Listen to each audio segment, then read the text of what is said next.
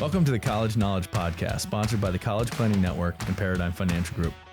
Whether you're searching for that right fit college, applying to college, or figuring out how you're going to afford it all, you're in the right place. You'll hear from deans, admissions counselors, student athletes, and scholars from esteemed universities and colleges around the country. We'll dig deep to uncover their insight and unique experiences. So whether you're a student gearing up for college or a parent with college-bound kids, sit back, relax, and listen.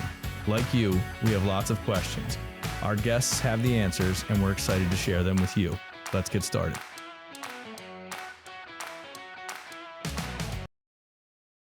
Welcome back to College Knowledge. I'm your host, Dave Kozak. I'm Mr. Joe Kerns, also known as Joe the College Pro.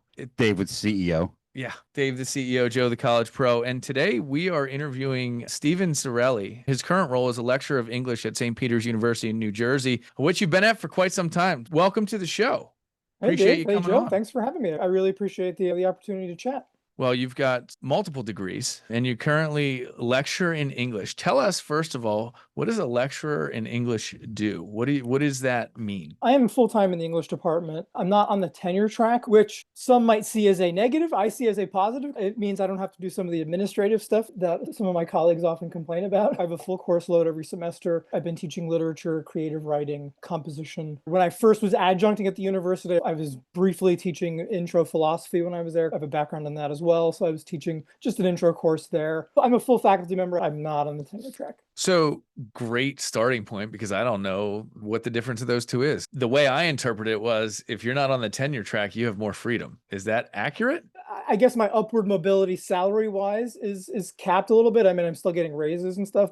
Full professorship would, I guess the upside would be higher. Professors have publishing requirements. I write and publish a lot of fiction, but I don't have the requirement to have to do that the way a full faculty member, a full professor might have to. So got it. Okay. So it's more about the requirements the college can put on you of workloads that have to be done. I think it's accurate to say that I have a little more freedom. So you teach literature, writing, creative writing, and I assume you teach all levels in the undergraduate program. Do you teach graduate work as well? No, not in the grad program. No, the university has a couple of graduate programs. A lot of them are in the STEM fields. We don't have it. We don't have a master's program in creative writing yet. I'm trying to make that happen. I know that we're talking writing, and look, the format, or I'll say the topic of today is AI, and I know it's something you want to get into. And I think every person we talked to recently, especially when it comes to writing, AI is a huge piece, but It sounds like you're looking at things maybe a little differently. So give us what you're currently doing with it. The writing programs are all having their struggles with it, frankly. I was just on an email chain yesterday with the writing program, figuring out like what exactly our department policy is going to be on it. The university currently doesn't have a university-wide policy on what to do if students are using it. And plus, there's also varying levels of what does it mean to use AI in the first place in your writing. Correct. The department is still trying to iron out what its policy is. I had a viral tweet a month or so ago, so I've now had some like extra maybe attention because of this AI issue. I've really been digging into some of the research. I've gotten interested in the topic, not just because of this tweet, but also because I've been working on a novel that one of the characters is sort of you could say a faculty member who's a little critical of technology, maybe not as critical as I would be, but I've been researching this for a while. A lot of the research that's coming out of even places that are pretty tech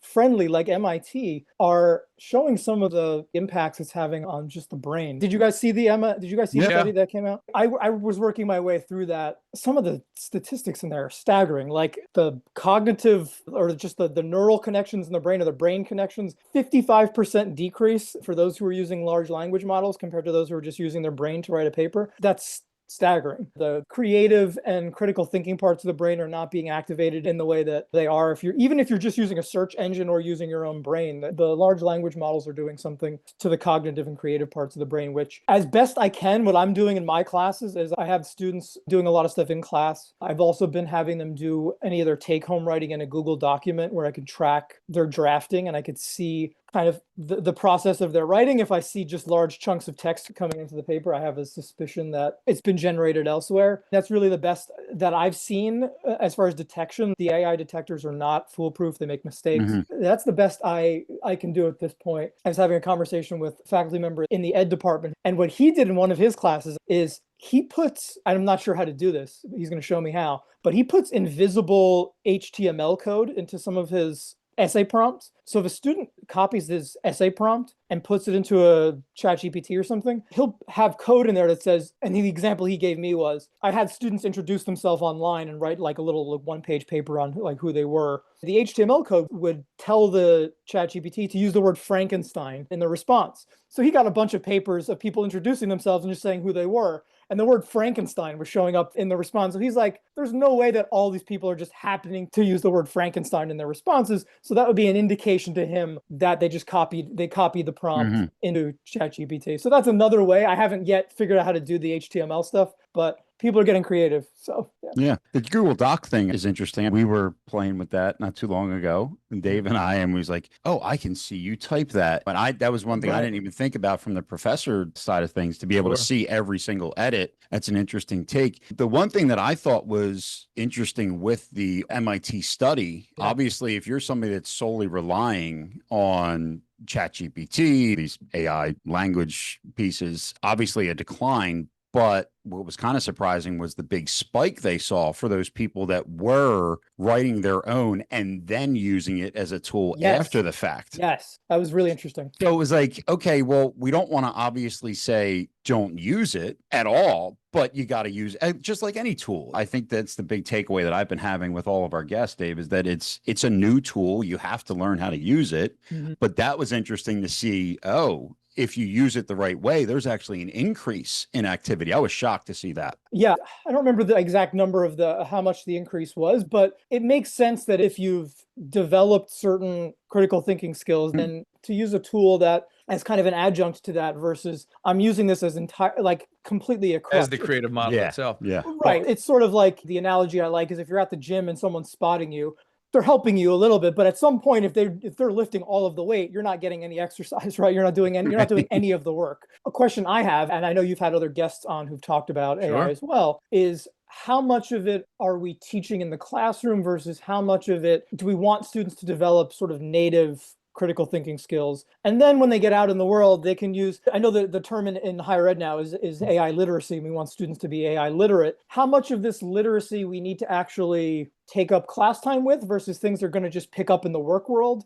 Frankly, when I went into the work world, there were lots of things that I learned on the job that I never learned in school. I wonder if sort of using the technology are things that can be done on the job and when they're outside the classroom, and then the classroom can be a place where, hey, I want you to be able to have subject matter knowledge, be able to think critically. One thing I've noticed, which is playing with the technology myself, when I know the subject matter about which I'm asking the AI, I can get better results because I can then say, no, that's not right, fix that, or zero in on that. But if I don't know the subject, I kind of just default to whatever it tells me. The students having strong subject knowledge and being able to think critically and be able to critique it and respond is important. There's a very real concern when I hear reports like this. And just to give readers, the study title is MIT study finds Chat GPT is making people dumber. 83% of Chat GPT users can't recall what they just wrote. I'm taking a little psychology, a little bit of human development, and I'm putting this all together. And all of a sudden, you have students whose job is to figure out how to learn effectively, right? I went to a school where we were taught to take the notes in class, review the material, take the notes on your notes, write it down, you remember it, share it, you remember it more, share it, review it, and write it again, you comprehend. And so all of a sudden, we have this cohort of humans coming through the education system that can cheat that knowledge base, that critical learning and thought pattern knowledge base that is a must to be productive. And when 83% of users can't recall what they just wrote, doesn't that in fact mean they're not learning anything? Right? Recall is what learning is. The oven, I touched the bar, it was hot, I won't do that again. Right. And so I get real concerned in the use case, especially in writing, because writing, no offense to your profession, but writing has declined tremendously in society, in my opinion, in the last 15 years.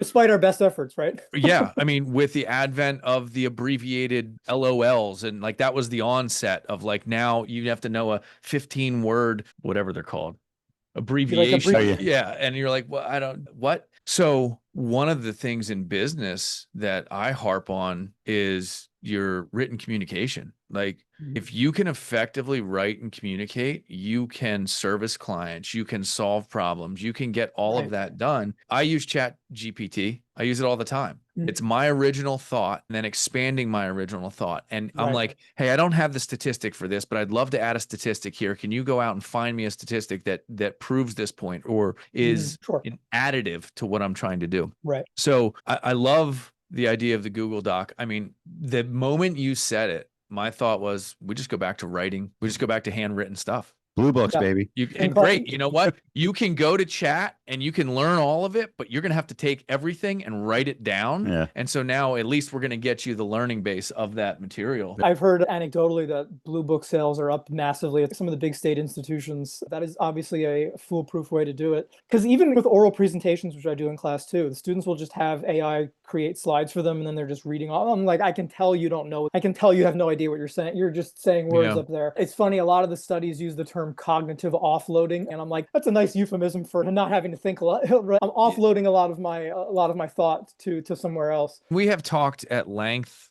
in AI in other episodes, and there's a whole different thought out there in the professional working world, which is this AI is going to push people to make different things obsolete. Right. So the idea that creating a organizational chart or the stuff that you would have to spend time doing, you'll no longer have to do it. It's the same idea of when you learn to type really well, you can document a lot more of your stuff by typing. Before the calculator, there's the abacus, and the abacus is and the slide rule, and nobody knows how to use a slide rule anymore. And soon enough, really, people aren't going to know how to do calculations because, well, the intelligence just spits out the equation formula to you. And it's this moving forward and embracing sort of what is the new job. But I can't have this conversation and not think, have you seen the movie WALL-E? Yeah. Actually, it's funny you bring that up. I'm teaching a class, one of my lit class next semester is on literature and technology and how literary responses to technology, some being dystopian, some being utopian. And I'm going to show that movie. At the end of it, they're all on the motor scooters with their Crocs and their Mountain Dews, like is how I look at it. It's like, so sugar beverage to live, can't walk on your own. Like you got rubber shoes on. I just think about it and go, man, if we allow it to make society dumber, now we're morphing into Isaac Asimov and iRobot. You can go that route when you see a study like this, you can go that way pretty quick on it and be like, God. Yeah, totally. And Isaac Asimov's on my syllabus too. But what it requires is for society and I think universities too, because a lot of universities I think are adapting it just because it's the next thing. So we have to figure out how to use it in the classroom. I'm not of that camp. I'm much more of the camp. Let's have a conversation about it. Do we think it's actually a good teaching tool? If we do, then let's figure out how we can use it in the class. And it's also different for different subject matter. Writing is not one of them. I would agree. I'm kind of agnostic on whether other subjects should use it, but I don't see much use for it in the humanities and in writing in particular. But I remember seeing when the MIT study came out, the authors were really trying to be very measured about, because a lot of people are coming out and saying, oh my gosh, this study comes out and says that ChatGPT is rotting our brains, but they were trying to be very measured. And there's a part of the study that talks about 3 kinds of cognitive load theory, which I had not heard of before I read the study. It's a really useful thing. So the cognitive load theory is just what's loading up our brain anytime we're doing any kind of intellectual work. And there's the intrinsic cognitive load, which is how hard the material is. So if it's calculus versus your ABCs, there's the extraneous load, which is not the material itself, but how the material is presented. So if the teacher's not lecturing well, if it's on a website that's not clear, the extraneous load will be difficult because the person's having a hard time navigating it. And then there's what's called the germane load, which is the mental work you're doing to assimilate it. Like you said before, taking notes, sharing your notes, all of that stuff. And what the study says is that the large language models really help with the intrinsic load, making the material easy to comprehend, helps with the extraneous load, helping it's presented very simply, no pop-ups on a website, making it hard to navigate, super simple there. Where it's terrible is in the germane load, because it's getting rid of all of your ability. It's simplifying everything for you, and you're not having to do any of that, making an outline yourself, sharing it. And I would argue that's the most important part of learning, is you using your brain to think of and come up with ways that I can learn more in the future. It's metacognition is another term, learning about how to learn. And the large language models are doing away with that completely. And that really troubles me. Yeah, and I wasn't citing the study. I was citing an article on the study that was summarizing when I did it. No, I just meant I'm Yeah, seeing yeah. a lot of Twitter activity on the MIT study, and I think there is a lot of reason to be super concerned about it. And then I saw the authors kind of being like, "Well, our study doesn't really say it's rotting your brain. It really just says what I just laid out." But Yeah. still, if you're an educator, that germane part of it, that learning how to learn part, is kind of the whole thing. Yeah. And We're in business, we're in sales, we're in helping families, and when you sit across the table from someone, right? The personality traits and the way they process information is different from person to person to person. Yeah. And you have to learn that craft. You have to learn the communication styles with people. If you're now going into these large language models and you don't understand the prerequisite of different people communicate different ways or learn different ways, you can't then build the broad model to go communicate with people effectively. If I wanted to say this to someone, how would I say it? No. If I wanted to say this to someone who's relatively reserved, probably introverted, probably you have to have that precognition to get the good output. And the takeaway in the article I read about it, and I did not read the full study, but I will. It isn't don't use it. It's don't let it think for you. Right. That's the big takeaway for me is, right, Good point. I created a program that we built basically with chat, right? Joe and I were sitting in the think tank together with two other individuals, and we're going, hey, we were building out a presentation. We wanted to teach people this subject matter of college. And what it really did well is we would come up with a phrase like going to college is like flying on an airplane. Everybody's going from point A to point B and everybody's paying a different price. Right. You drop that knowledge in to chat, and then you tell it the point you want to land, and then the next thing you want to roll into, and it can help you build that stuff out in a more clear version, right? Sure. So again, I think that point of don't let it think for you. Yeah. And I mean, some of the, I don't want to say successes, but again, I use it. And I mean, I've used it too. Honestly, it comes down to critical thinking is what it comes down to. There have been times where I've used it. I'm saying that doesn't seem right. And then asking it, where did you get that information? As if I'm having a conversation with someone. Like, can you cite the source? And then look at the source and say, wait, did you misrepresent that source? You know, what you stated earlier. It's like, oh, you're correct. I made a mistake. It's like, oh, okay. Right. It's the brainstorming side of things, because if there's something I want to say, there's something I want to write, and I'm struggling to say, man, I just don't feel like this message is strong enough. Right. Can you give me 5 ideas of how to frame this in a different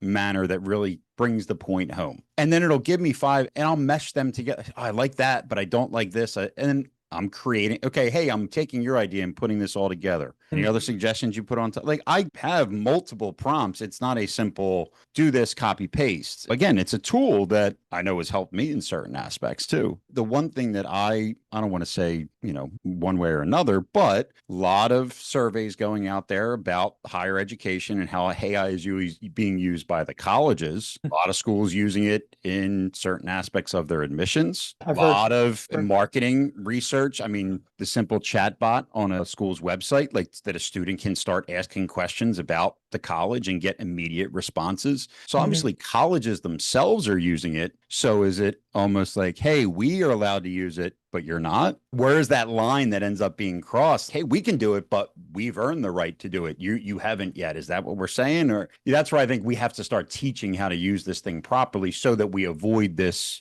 downfall of society. Joe, I think that's a great point. It is something along the lines of saying, not phrasing it exactly like I've earned the right to use it and you haven't. The example I've given previously is that was not uncommon when I was in grad school for a faculty member to have a teaching assistant who would grade papers for them. That person had developed mastery in whatever it was, and this person who was trying to eventually take their job would grade papers for them. If that same graduate assistant started taking tests for the students, that would be cheating. Right. There is an imbalance. We have to acknowledge, I mean, that there is an imbalance. One of the other things that the study talked about was the AI's inability to even detect that it was the same writer from essay to essay. When you're an English teacher, that's like one of the, being able to tell, oh, I know this student's work, this is not their work. That's one of the things you know after reading one essay. I just think communicating to students that, look, we want you to think critically. And so in the classroom is going to look like this. I've gone back and looked at studies. University of Michigan did a study. Even having laptops in the class, it's something we thought was such a good idea. Chromebook for everybody. 75% of students are saying it's distracting. It's causing them to go off and look at other stuff. stuff. So I think we're kind of rethinking some of this. As we're talking, I'm looking at my laptop. I'm reading this paper and report. My email was open on a screen, and I didn't look at it because I'm a grown up. But like it clicked over, and I was like, oh. And then I was like, wait a minute, I'm in the middle of an interview. Why is your email up? So yeah, I agree with you. We have become accepting of significant distraction in all things, right? I had a conversation with my daughter the other day. She left her phone at my parents' house. She went to the pool, didn't have her phone, and she lost her mind. Like she crashed out. And we had a conversation. I said, that is an unhealthy attachment to a device that I can't allow to persist. Like that is not it. We're creating the attachment. We're creating the fear of missing out. We're creating all of that stuff in this distracted environment. There was a school district, Gettysburg School District in Pennsylvania, put in phone lockers. You walk in the door, you put your phone in the locker, and you can't have it for the entire day, except for I think there's 2 periods you could do it. Like it's time to get to old school with some of this, because to your point, right, the graduate assistant has earned the right to grade your paper. They have an expertise in that. It's the same way we don't let 5-year-olds drink alcohol, right? Or drive a car or whatever. Yeah, like the point is there has to be a mental acuity or at least growth, common growth that occurs before you can take part in that. And the scary part to me is that we know through thousands of studies that the human brain isn't fully developed until between age 26 and 30. We're allowing the distraction, we're allowing the thinking for you to occur. And that is a scary thing. So I tell my kids every day, just be a little bit savage. And what I mean by savage is be willing to outwork someone, be gritty, be willing to have the tough conversations, be willing to do all that stuff, because there is going to be a subset of population that is not savage at some point and that cannot have those grown-up conversations. I think we're seeing some of that. And so if you take this podcast, if you're listening, like embrace the technology, use the technology in a healthy manner, and you will be better in the outcome as a result of having that discipline. But this is a disciplined approach that you have to take, and it is hard to be disciplined with that stuff. I like the way you put that about being savage. And really what we're talking about is doing hard things, like allowing yourself 100%. Allowing yourself to do hard things. I was listening to Sam Altman talking about how AI is going to eliminate a lot of the jobs. I couldn't help but think as I was listening to him talk that so much of that develops from being put in hard situations. Like you were saying before, being able to know what to say in an interview, know what to say to a person means being foist into uncomfortable situations, figuring your way out of them. That human intuition we have, people skills, all that stuff, that all comes from doing hard stuff. And I wonder if we're maybe making it too easy. The other thing I think that, I don't want to say the perfect storm, but there has been a long time now. How long ago was it that somebody would say something? Where'd you hear that? Oh, I read it on the internet. That used to be a phrase, right? There was no critical thinking. It was, I read it on the internet. It must be true. And obviously like the clickbait media and the headlines that people read and then take that as fact without reading the source material or, we've been leading up to this for a while too. I ask a question and just take it at face value. It's not like it just happened overnight. This is, I think, the culmination of technology and I think a little bit of reliance on it. Dave and I have ranted on, during COVID, I remember all of our kids were in front of a Zoom screen. Like you had to be on a computer. Like how much did that set us back? And we start talking about all of this now. The reliance is becoming more and more. And I think that that's where ultimately I don't want to say my concern, but I think that that's where we do have to start looking at it as a tool that it's used the right way. It's not that you don't use it the right way. And start teaching that even if you're going to rely on it, it can't be the reliance. Again, it's a tool and you got to know how to use the tool properly. Garbage in is garbage out. Right, I put the wrong numbers on a calculator. I'm not getting the right answers. But that's going to make your garbage out look and sound really good. And that's part of it. Right? It'll look polished and it'll have a nice pie chart with it. I think the message to the prospective students and parents in the college, if we can wrap all this together, is there is a responsible use of this technology that must persist. Yeah, you may graduate, you may get a degree, but you're going to end up being useless. And I can tell you from an employer standpoint, like I need people to think. I need them to think actively and on the spot. I don't need you to take your time out, go sit in a room, think about it, put it in the computer, try and get an answer, and then come back. Like I need you to listen, hear, understand, and then execute. And you need to have that processing capability. That may be the point that rubs me the most, is that we are taking human processing out and we are allowing the computer to process, and then we are just the message now. I need that human process. Oh, good morning to you. No, good morning back. I don't need you to go, well, what do I say? I don't know what to, and that's an extreme example of it, but we need people to actively and critically think. I know a lot of parents and a lot of students, their eyes were opened by Jonathan Haidt's most recent book, The Anxious Generation, about what social media is doing to kids. He was talking about the dopamine feedback loop that social media is causing. And one of the things that really stood out in that study, sorry to keep going back to this MIT study, but the word dopamine shows up a couple times in that article. What it says is when you're using a search, and especially when you're using a large language model, you're getting that dopamine hit of, I just need an answer. I'm not going to then take the extra step of double checking because I just need that hit of an answer right now to get done. And that's what I worry, is that we're kind of setting up the same kind of feedback loop of a dopamine hit from the large language model. Which is obscene from a youth mind standpoint. The idea behind we can create that level of addiction through that dopamine loop, and it is self-fulfilling. That's a slippery slope. And for an underdeveloped mind, how many stories have we heard about drugs where the dopamine hits from the drug and then all of a sudden they're back and they can't get out? And that loop of craving and need it's dangerous. We know it's dangerous in the social media platforms. Now you create it with a result. You're not just looking at a picture when you're using a large language model. You are asking and receiving information. If that information is in any way tarnished as you receive it, you have just tarnished the brain and you feel good about it. That's the dangerous part. My oldest doesn't have a phone, but he has a Apple Watch because we want to be able to track him. He's riding his bike pretty far, you know. My wife, we were talking, my kids love wrestling. They asked like, well, how old is this guy that's a wrestler? And my son asked Siri on his watch, and he's 54. And I was like, well, did you know that? And he's like, no, I looked it up. I was like, okay. Like now you start to think about it, I'm like, oh, wait, like, don't think that that's knowledge. You didn't do any type of research. You didn't memorize that. A couple minutes later, I'm like, wait, how old was he? He's like, oh, he was 54. I'm like, okay, well, at least you remembered that. But like little things like that, like I'm going through my head, like there was probably some gratification because he thinks I know everything. So when I said, I don't know how old he is, and immediately he knew the answer, I'm sure that effect came in. You kind of told him like, oh my God, I just experienced this last week. Not even having to look anything up, just speaking it. No work whatsoever, holding down a button saying, how old is this guy? And immediately getting the answer. He felt great about knowing. I'm like, well, you didn't know it. Like you had to look it up, and not even look it up. It's smart that you asked him. Your watch, right? Yeah, it's smart that you asked him later if he still remembered it, because people in the study did not. I mean, most people did not remember anything they wrote. One of the things that I noticed just as an educator that was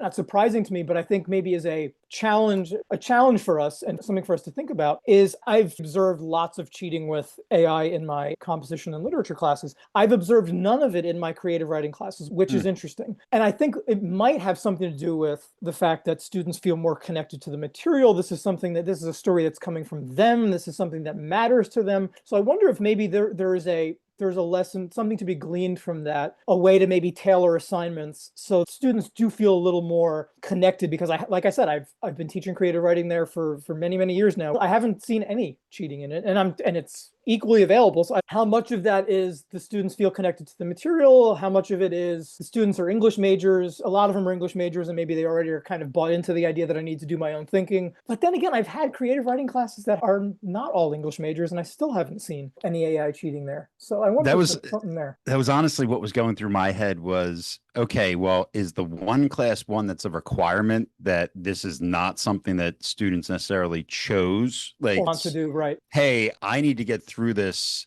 and I don't want to learn it. I'm just trying to get the C to move on with my life because it's a requirement for something I'm not going to use. Like, is that the mentality that one class has versus the creative writing is, I want to pursue this. This is something, there's a little bit of a interest in it that they don't want essentially the assistance. Whereas I wonder if it's just the type of students and that they're not viewing it as important. I think there's a lot to that. I think with, at least at my university, the creative writing class could be one of their English requirements. Even at my school, I do have students who are taking it to fulfill an English requirement, and even they are not cheating. So when you just think about that, like there's a dozen English classes that fulfill the requirement? Yeah, at my school, I mean, they have to take composition, and then they have to take a literature, two literatures, either a poetry and a fiction, or they could take a creative writing.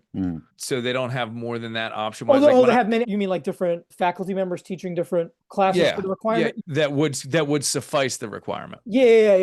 They have many more options. I went to Franklin and Marshall, and we had to take a writing intensive class, and my naive brain took a writing intensive class in macroeconomics. which Oof. that is heavy lifting from a writing standpoint, very technical writing, right? But the point that I'll make is if you have 12 options that satisfy the writing thing and you choose creative, right? You choose creative because, hey, there's no judgment on the answer. It's my creative nature that is leading to that. I think there may be something in this whole concept that everybody has to be perfect now, right? You have students graduating high school with 30 AP classes, like an insane amount of just excess work. So when you go creative, like, hey, well, that's my story. Yeah. Sentence structure wise, it's got to be right, but I can create anything I want. And so there's not this, I have to nail the point that the Constitution was this or that it was that. I also know that maybe one of us wasn't such a great writer back in high school and college. And I know that if I had the option of taking creative writing or taking something else, I'm taking something else. There's the idea of like, hey, if I can get by, I'm sure there's part of that. Now I do it. I like taking the challenge on now, but at the younger age, it was hard work, doing hard things. I also think English departments and just English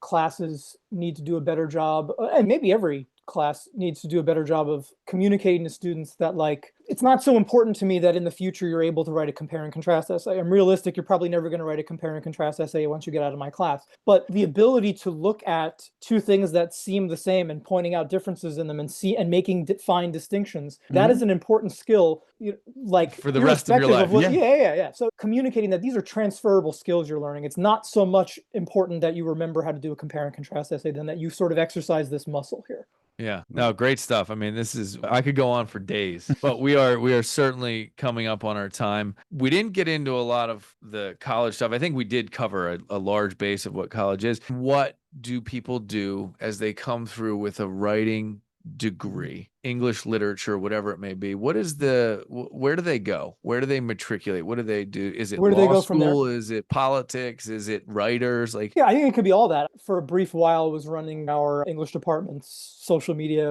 I was tasked with trying to get it off the ground and whatever. I remember over the one summer, I think it was either like Goldman Sachs, BlackRock, one of these big companies was saying they're tired of people coming to them with like business management degrees. They are much more concerned with people who can think critically. They're going to teach them some of that stuff, like we were saying, a lot of that on the job stuff, but being able to think critically, read something and extract information from it. The headline was something like such and such company is seeking English majors. So anecdotally, that's something I remember years ago. I think it might even have been Drexel there in PA. I went to St. Joe's, by the way. Okay, got it. But I think it might have been Drexel reached out to me or somebody who had a business school, and they were saying, look, our business students cannot write. We want to have someone teach just our business students to write. I had applied for the job. Somebody else got it. I really do think more and more businesses, the trend is going to be more and more businesses are looking for humanities people who can think, especially as AI kind of automates a lot of this stuff, crunching numbers, making charts, all this stuff, those human skills that you cannot just learn on the job, critical thinking, etc., there's going to be a premium on those. Yeah, I love it. I have said to my kids repeatedly, and I have 4 of them, and we force them to read every day, and they don't like me for it. But I say the one regret I have in my childhood was I didn't read enough. I didn't get into reading until I was probably 20 years old. Actually, it was in English literature. It was baseball and American literature in college. Professor called me in because she said I was failing the class, and she was like, you need to nail this exam. I had to read 8 books, all Great and Glorious Game, 8 Man Out. It was all baseball books in American literature. I was a baseball player. Got an A. It's all good. That was sort of the moment where literature and English and reading and extracting, where it all made sense to me. And from there, I've never looked back. I pick it up anywhere I can get it, right? Yeah, so, former baseball player as well. Does that name Matt Christopher mean anything to you? The catcher with the glass arm, baby. Let's go. Yeah, it's literally on my shelf back there. But I mean, someone way smarter than I once said, read what you love until you learn to love to read. I'm much more concerned with just people, the act of reading activates all those parts of the brain, and then you'll eventually get hooked on reading, and then you can go and start branching out. But start by reading things you love and then work from there. So yeah, no doubt about it. Stephen, I appreciate your time. This has been I really appreciate getting to chat with you both. Really appreciate it. Yeah, thank you. This was great. I highly enjoyed it today. Yeah. All right, everybody. This has been College Knowledge.